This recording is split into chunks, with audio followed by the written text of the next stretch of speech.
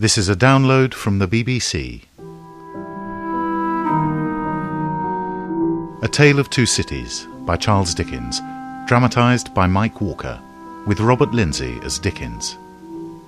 Episode 2. The Old Order. Dr. Manette has been recalled to life, brought back from France by his daughter Lucy and Mr. Lorry of Tellson's Bank. On the ship home, Lucy meets a young man who will not reveal his name, but even in so short a time engages her affections. Time has passed. They have not met again. The doctor has regained his wits, and Jerry Cruncher, long-time employee of Tellson's, starts another day's work. He is, in the morning, a man of uncertain temper. Why'd you do that, Pa? Because, Natty Cruncher, you is almost as aggravating as your mother. You was out again last night, wasn't you, Pa? And thin times it was. Nothing to be made of it. Made of what, Pa? Can I come next time? I could help. I'm old enough now, ain't I? Ow! Why'd you do that? Because, Natty Cruncher, life ain't fair. You can help me at Tellson's and that's enough. More than enough for the poor lamb. Poor lamb. You've just served up a whole flock of lamb's kidneys, a devilled as hot as hell. What will the good shepherd think of that, then? Ow! Why'd you do that, Pa? To teach you to keep your mouth shut in front of your elders and betters, Natty Cruncher. And it strikes me, Mrs. C, that you is as inconsistent as you is aggravating. Natty me boots and be quick about it. Jerry and Son on the way to work. Jerry yawning, Son wondering what it is his dad does on those moonless nights. Jerry whistles a jaunty air.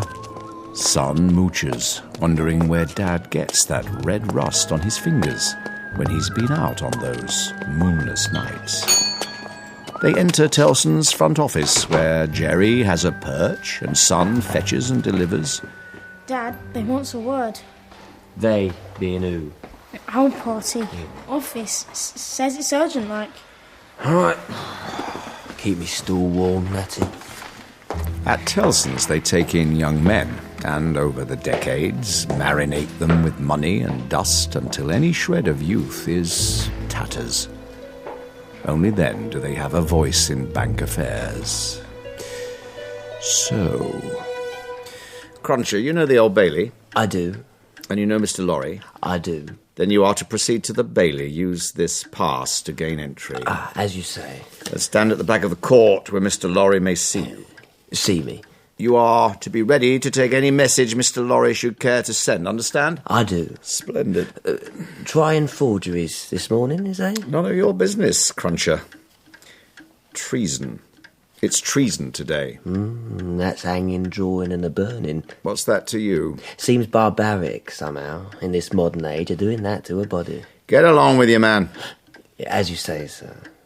Jerry leaves, at his own pace, in his own style, still pondering why they should trouble a body that might, untroubled, turn a decent profit for a fellow in the business. Is it a job, Pa? I'll do it. I can run fast. You knows I can. Ow! Why'd you do that? Treason. Treason, they say. The prosecution may continue. Thank you, Your Honour. Your name, sir? Barsad. John Barsad. Mr. Barsad, what is your profession? Import-export, goods and otherwise, sir. Now, I'm going to ask you to cast your mind back Very well. to a voyage you were making between the port of Calais in France and Dover. Very well. Now, I want you to tell me if there is anyone in this court who was aboard the same ship as you, the Maid of Kent, making the same voyage. Take your time now. Yes, And will you point out that person to the members of the jury? it's him. The young fellow over there. Over where, Mr. Barsad? In the dock. In the dock, where he stands accused of treason. That's a fellow. And there were some others too. Sitting over there. The fat gent and the old gent and the pretty boy. We'll get to them in a while, Mr. Barsad. For now, I'd like you to concentrate on the accused, Charles Darnay. When did you first see him? At the inn. On the dockside in Calais. He was taking a drink, ordering a meal, as any traveller might? No, sir. He was in conversation with some fellows. Some fellows? Shady fellows, shady conversation. And how could you know that, sir? I was close enough to pick out the gist of the conversation. I heard words no decent Englishman should countenance. Words that sounded deeply suspicious to me. Republic, independence, constitution. Once at sea, you went below and found yourself... Outside the young fellow's cabin.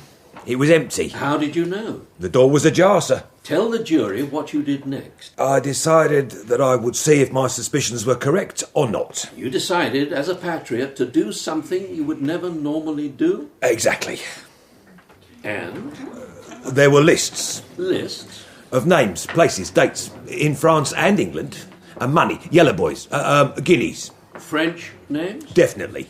And names which could have been those of rebels in North America? Easily. At a time when French agents were known to be at work in the colonies, undermining the proper rule of king and parliament? Certainly. Thank you, Mr. Barsad. That will be all. You may stand down. Does the defence have any questions of this witness? Not at this time, my lord. The court will recess and resume at 2:00. Mr. Lorry? Mr. Lorry? Jerry! They said at the office that you I might want to send a message. Indeed I might, Jerry. They'll want to know the verdict when it comes, and you are a sight faster on your feet than I am. We has an interest? Very much so. We act as bankers for Mr. Darnay. Yeah, we act as bankers. Mr. Lorry! Oh, I'm sorry. You are engaged. Not at all, Miss Manette. This is Jerry Cruncher from Tellson's. I remember. You delivered a letter to me. How are you, Mr. Cruncher? Lucy, if you ever need a solid man, then Jerry is that man. As you say, Mr. Lorry, on the bank's business, I am implacable. But I tell you what, miss, this here ain't no place for a young lady. I am to be a witness, Mr. Cruncher. God help me. And my poor father, too. Oh, the old gent. Going on well, is he? Well enough, Jerry. But I fear for today. I must go to him. Mr. Cruncher. Oh, I'll tell you what, Mr. Lorry, if that there girl is a friend of the young fellow in the dock, then it don't look good for her. You think not, Jerry? Don't you, Mr. Lorry? I'm a banker, Jerry, my concern... Way things is going, with the French wars and the bloody Yankee doodles, they wants the culprit, they wants the hanging and the drawing and the burning of the guts. Wasteful. And, you ask me, that boy's it. Hold hard, Jerry. Hold hard and hope. Mr. Lorry, do you recall the voyage in question? I do. Was the prisoner in the dock present during that voyage? I was not on deck. I was, ill. I was below. You are under oath, Mr. Lorry. Did you see Charles Darnay on that boat? Yes. Did he join the ship at the last moment? Yes. Was he carrying a portmanteau?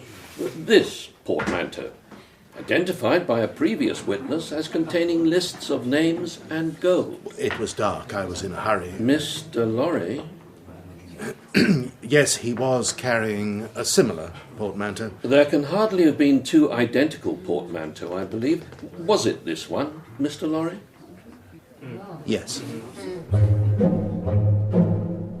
Miss Manette, look at the prisoner. Have you seen him before? I have. Where? On board the ship just mentioned. Did you have any conversation with the prisoner during the crossing? I did. Recall it. The gentleman... Do you mean the prisoner? Yes, I do. Then call him the prisoner. When he came on board, he was very kind to my father. He offered his cloak. My father was ill at the time. Had he come on board alone? I think there were two other gentlemen with him, but they went ashore. I can't be certain. I was caring for my father. You can't be certain, Miss Manette? No, sir. Manette is a French name, I believe. My father is French, sir. Just so. What was the prisoner's conversation? It was kind and helpful, and I was glad of it. I hope I may not do him any ill today in return. It is quite clear where your sympathies lie, Mademoiselle. Did the prisoner tell you his name? He said that he was engaged in a business that might get people into trouble and did not wish to harm anyone. By giving his name, like an honest man. And during this conversation, did the prisoner mention America? I believe... Please be accurate. He, tried to explain how the quarrel had started and said that, he thought George Washington was... So the jury can hear, Mademoiselle.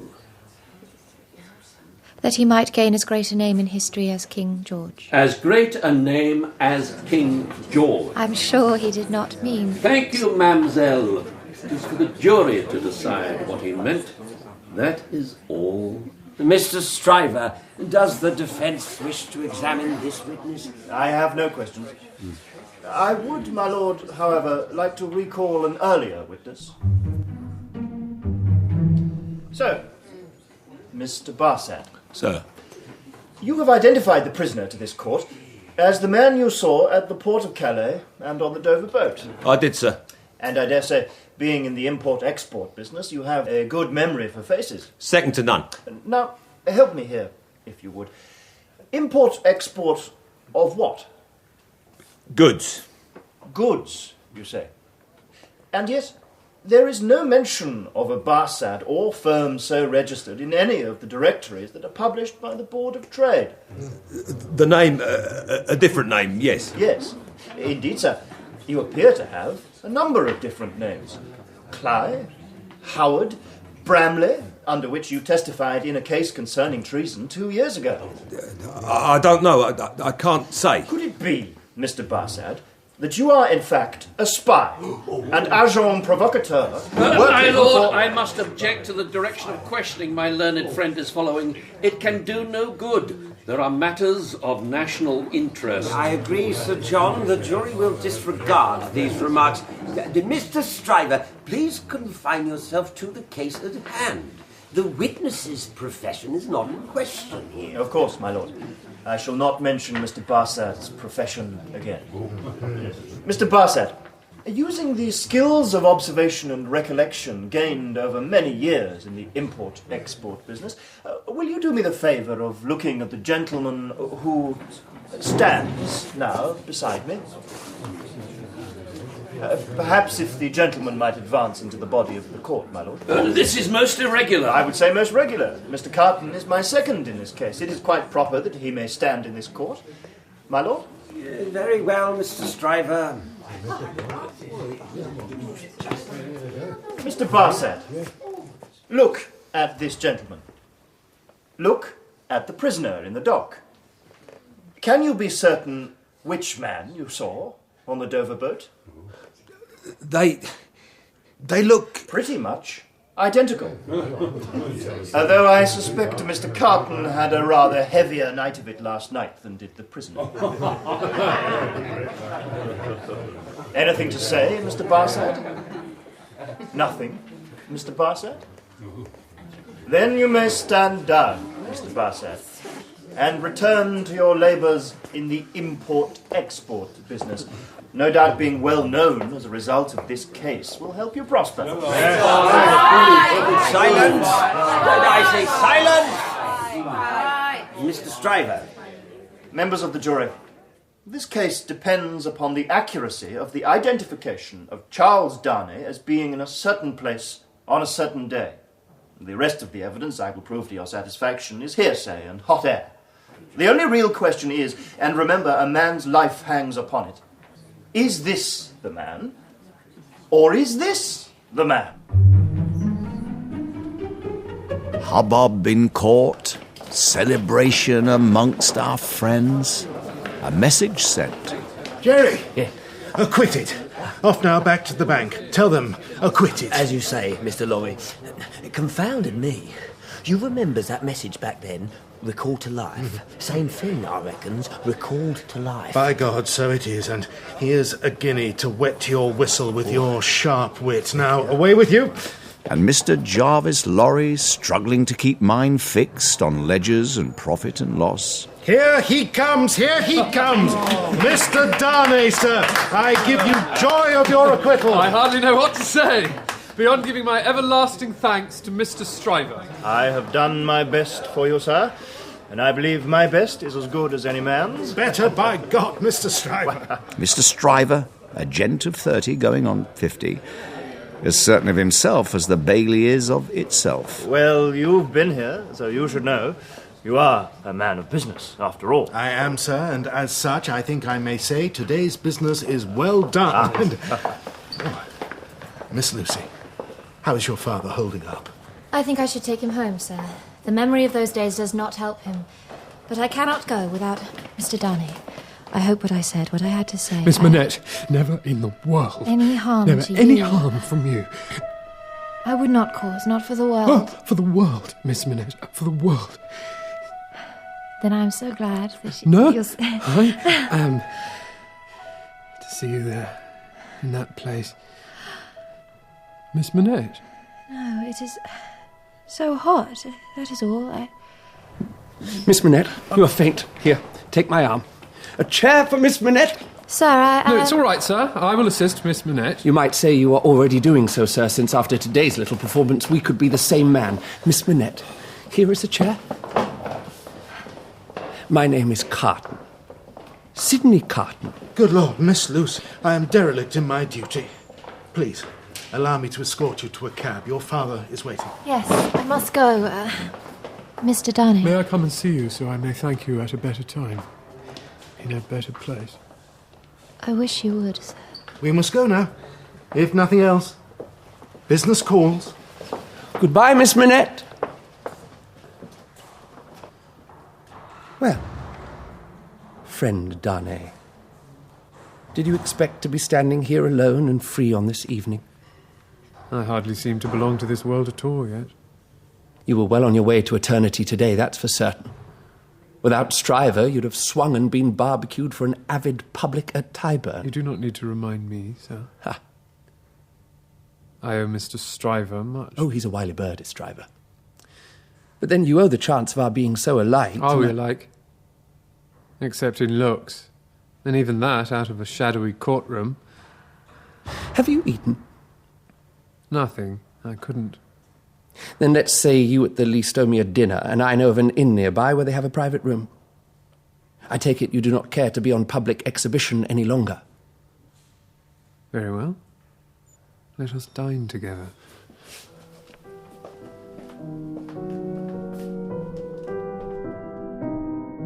More pond pudding? I have enough, thank you.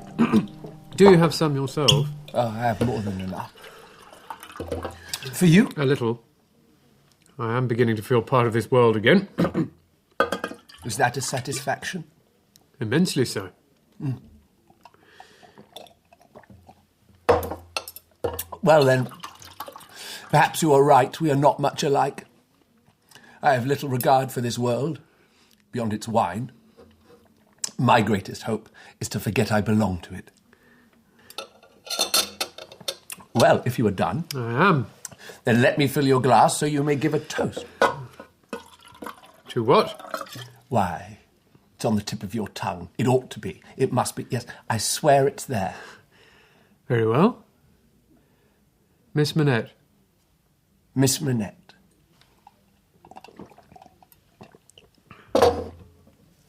You don't think her worth a full glass, sir?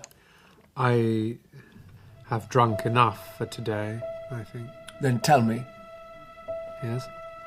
Is it worth being tried for your life to have the sympathy and compassion of Miss Manette? Do you think I particularly like you? I have not asked myself that question. Then do so now. Will you dine with me? You drink with me? No. I do not think you do. You're not a fool, then? I am, however, tired. Do you think I'm drunk? I think you've been drinking. You know I've been drinking. If you say so, then yes, I know you've been drinking. And you know why I've been drinking? I know. It's none of my concern. If you'll excuse me, I'll leave you. I have to make preparations for a journey. To France again? You're taking a chance? I have no choice. A matter of honour. Will you visit her before you go? I'll pay on the way out. Then tell them to send up another bottle of claret. Mr. Sidney Carton, that once promising lawyer, gets to his feet and wanders across to a spotted mirror and peers long and deeply into its grimy silver depths. He regards the accused quizzically. Permission to cross-examine? It is, of course, in this court given. Now, my friend, you appear to have got yourself into a fine mess here.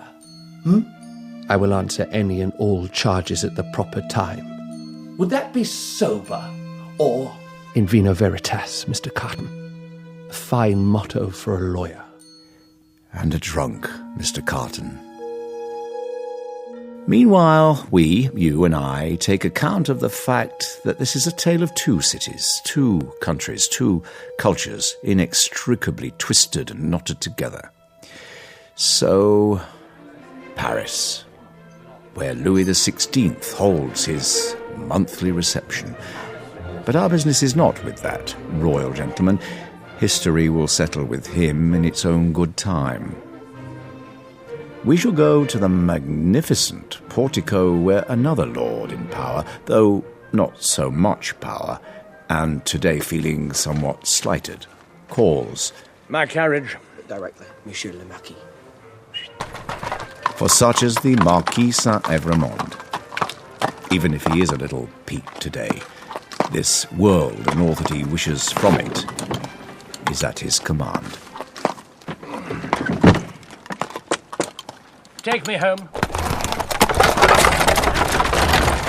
He wishes to go to his chateau outside Paris. It will be done with all possible speed and as little discomfort as is humanly possible.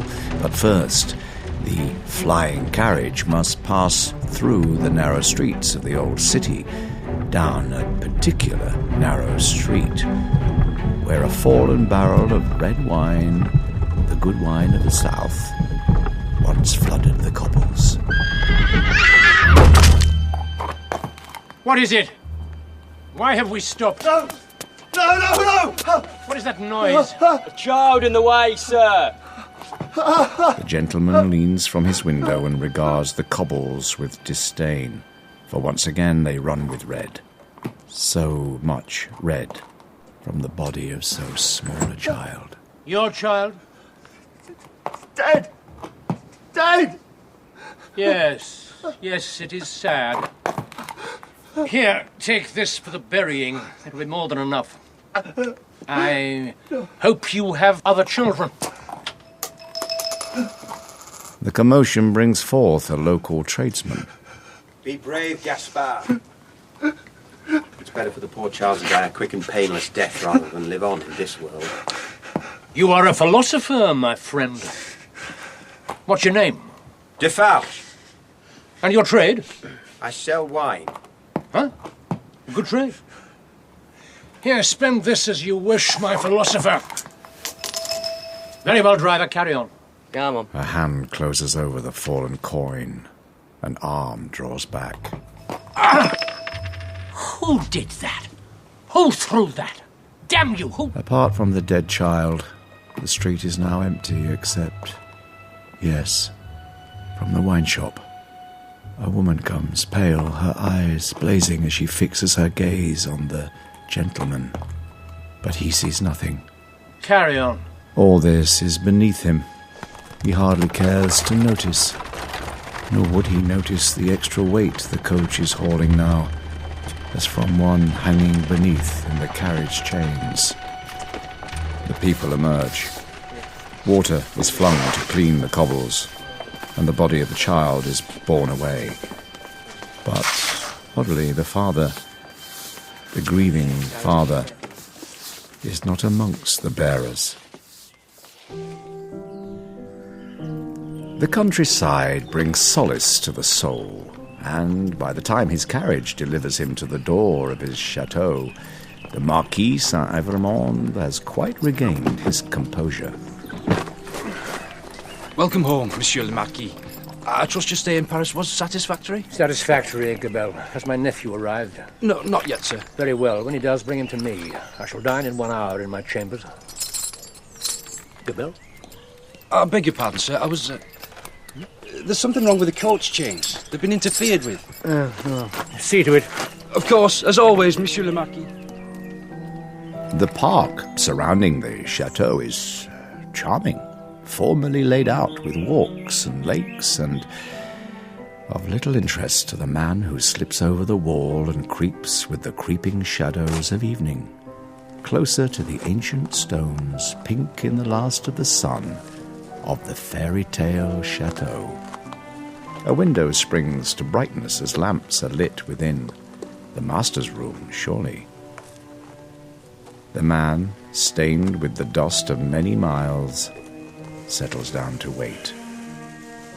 He is not hungry or thirsty.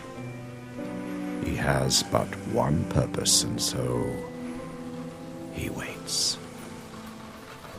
And as he waits, another carriage comes. It makes no difference to him. His course is set.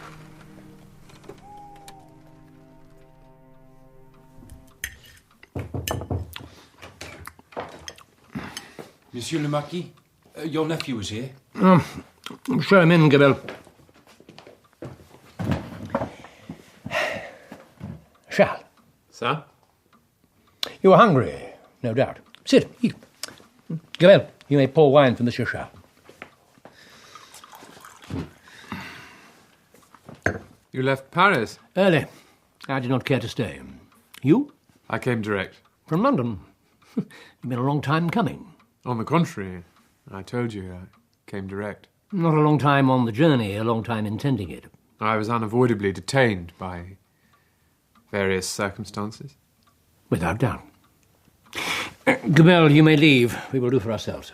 Monsieur le Marquis. You know why I've come back. Do I? I'm still pursuing the object which took me away. I will continue to do so until the end. Death, Charles?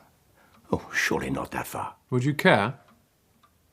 For all I know, you may have actively worked against me. Oh, no, not at all. I know you would stop me if it came to it. I know you would not care how. My dear boy, you can't pretend that I didn't make all that perfectly clear years ago. I agree. Thank you. I believe it's only your own loss of favour at court that has kept me out of prison in France. Dare one ask you to explain? You no longer have the power to issue a lettre de cachet and have me confined for as long as you desired. Your past behaviour has been such that even this government has cast you off.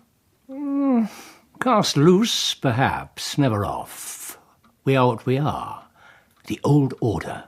Though, granted, there have been some ill-advised attempts at reform which have resulted, as you say, in my no longer being able to protect the family honour with that oh-so-convenient little document. Do you like the wine? And thank God for it. Yes, good wine. Enough! Enough, Uncle. You have made our name detested. That is merely the involuntary homage of the low to the high. Driving through the village, looking at the people, at their faces, and what you and yours have made of them, Please. I see slavery, I see fear, I see hate. Then you see the world. Through your eyes, perhaps, not mine. Through intelligent eyes, Charles. Look at this world. The animals, the insects that teem upon it. Do we see great compassion? Do we see love and care? We are not animals, Uncle. We are men, and men have a choice. Do we really, my boy? The strong, the fast, the clever survive and live off the slow, the stupid, the weak. I'm not saying this is a good thing or a bad thing. I'm only saying it is the thing. Huh? But you must be tired after your journey. Shall we continue this tomorrow? As you wish. One more thing. Of course. As long as you require. You see, in this dog-eat-bitch world, it's the civilities that make us human, not our hearts. But do, go on. We have done wrong and profited by it. That is a fact. There are no moral facts, Charles. try not to be weak-headed. Our family. My father is dead. My mother too. But it was from her I received this command to make things right. I am bound to a system, part of a family. But I have no control over either system or family. Of course, when your father died, I inherited. And let me be clear, Charles. I will give you no help in this matter. You cannot have expected that I would end this system that served us well, and I at least will defend it to the end. It is the only sensible thing to do. Better be a rational creature and accept your natural destiny. But then I see you are lost to the world of sentiment. This property and France are lost to me. I renounce them. Oh, renounce France by all means, but the Château d'Evremont is not yours to dispose of, nor will be for many years yet. Whenever it came to me, I would renounce it. What is it but a wilderness of misery and ruin? Oh, Charles, you sound like a schoolboy. What do you intend to do with yourself? I shall live in England, make my way there as honestly as I can. Bravo! Is that all? That is more than enough. To live amongst ordinary people, Uncle, as if you knew anything of that. My servants deal with ordinary people, Charles. I am only interested in the extraordinary. But each one of us, in our own way, is extraordinary. Charles, please spare me any more of this sentimental guff. Are you in love? Of course you are. Well, no doubt you'll get over it. Good night. Gabelle, please show Monsieur Charles to his room. Of course, Monsieur le Marquis. You're wrong about everything, Uncle. Love is the greatest... I shall retire myself, Gabelle. I will not require you any further.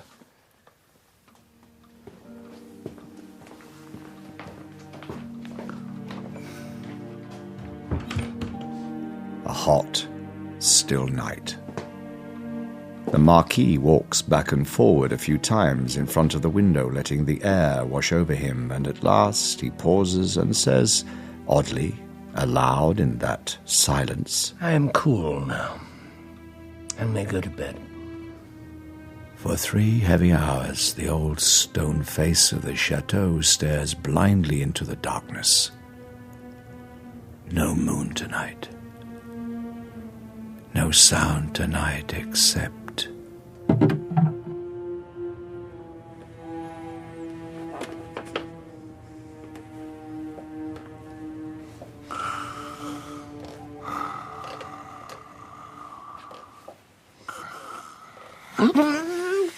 He used to play with a wooden grenadier I'd carved for him. He marched it up and down.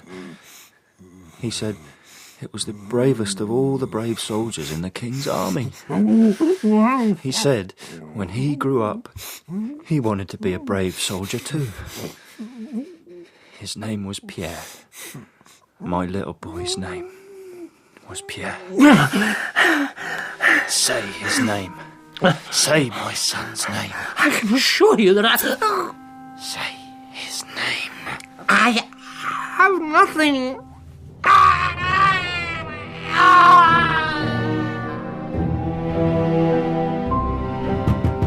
Monsieur Charles! Monsieur Charles! I found him, sir, this morning.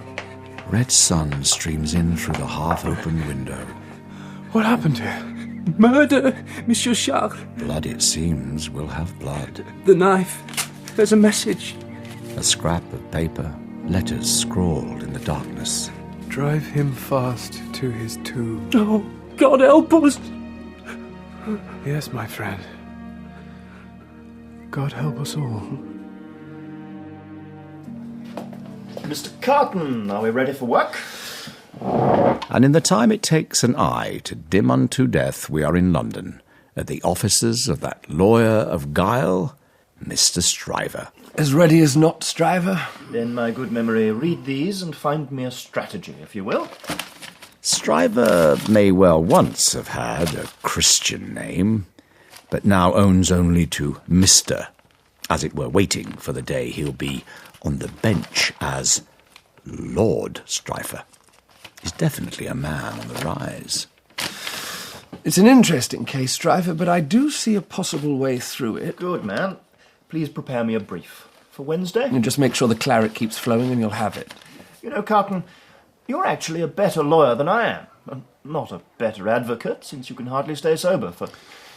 Well, I'd say you could do so much better for yourself. And say it in perfect safety, since you know very well, Stryver, that I don't give a damn for all that stuff. Yeah, I've often wondered, in the years we've known each other, is there anything you do give a damn for?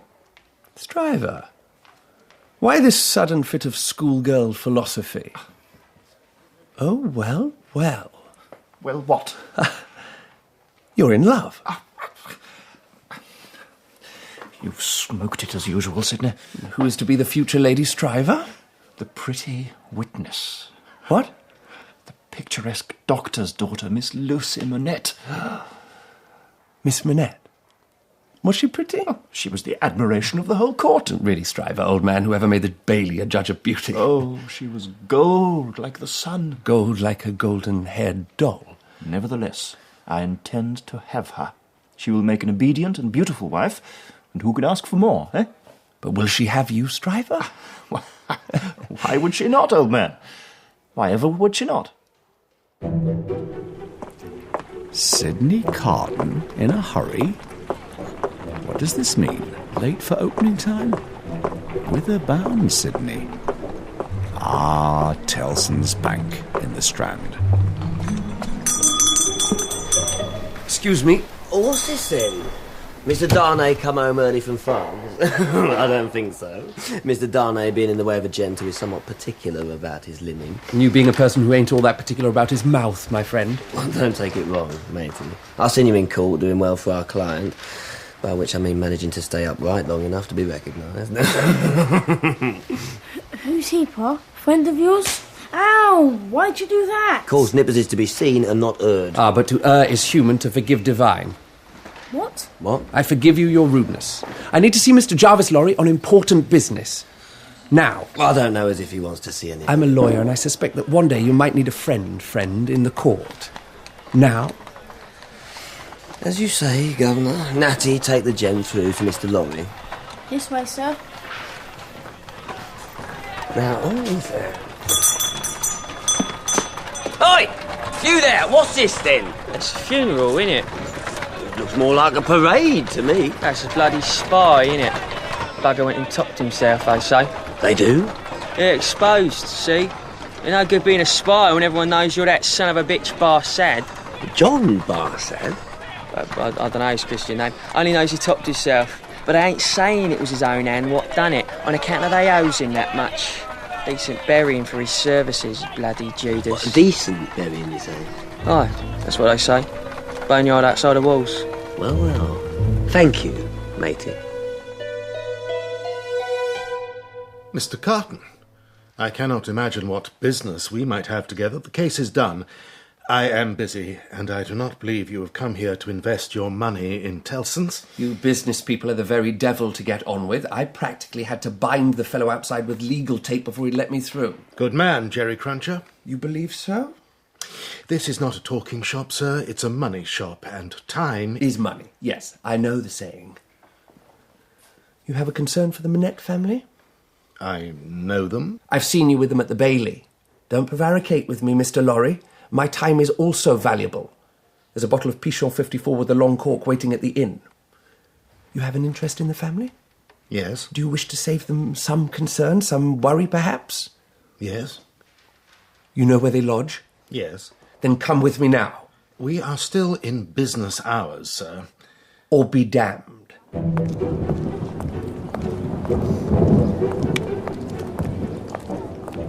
Why, Sidney, what do you do here? I happened to meet my friend Lorry of Tellson's Bank, you recall? I do. The memory of that day is pleasant indeed. A prelude, eh, Sidney? Mr. Carton did take the liberty of mentioning your happy hopes, Mr. Stryver. As a friend of the family. Indeed, indeed.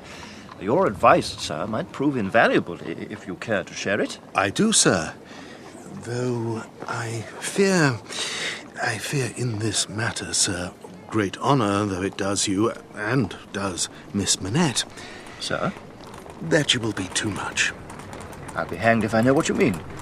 Am I not eligible? Eligible, indeed. And prosperous and advancing? Indeed, indeed. Then what... I say, what is your meaning?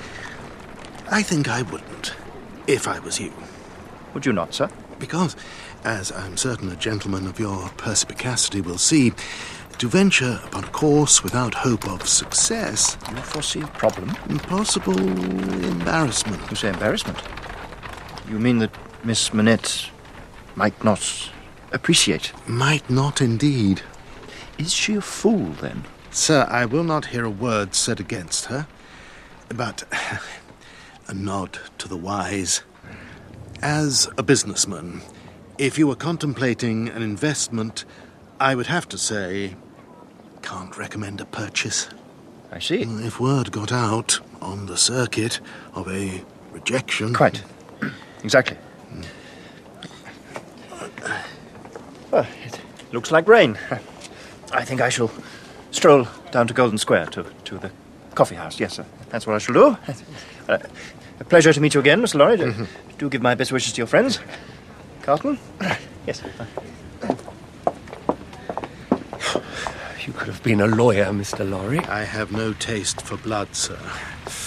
But I see in our walk we have ended up at our destination. And since we are here, perhaps in some small appreciation, I may invite you in. I'm sure Miss Manette will not mind. Look, she is never to know. Well, that is understood, but there is no reason why she should not know Mr. Carton as one to whom she has every reason to feel grateful. No, I cannot. I am... Getting wet. Be practical, sir. Come into the dry. Besides, Miss Manette will offer us tea. The drink that refreshes but does not inebriate. How do you drink your tea, Mr. Carton? As seldom as possible. As it comes from the pot, Miss Manette. Mr. Lorry, as usual? If you please, my dear. I met Mr. Carton on my way here. I hope you do not object to... Of course not. I felt I had not done my proper duty in thanking you, sir, after the trial. Though I believe you took dinner with Mr. Darnay. I did. I am so glad the two of you are friends. Mr. Darnay visited us here often before he went abroad. He mentioned how very obliged he was to you, and so am I. You will always be welcome in my house, Mr. Carton. Welcome in your... Miss Manette, it is, there is something that, yes, I must say to you, now, here, that I feel that the rain sounds like footsteps. Yes, how clever you are. Thousands of footsteps. A great crowd. Coming into our lives. Thousands of footsteps.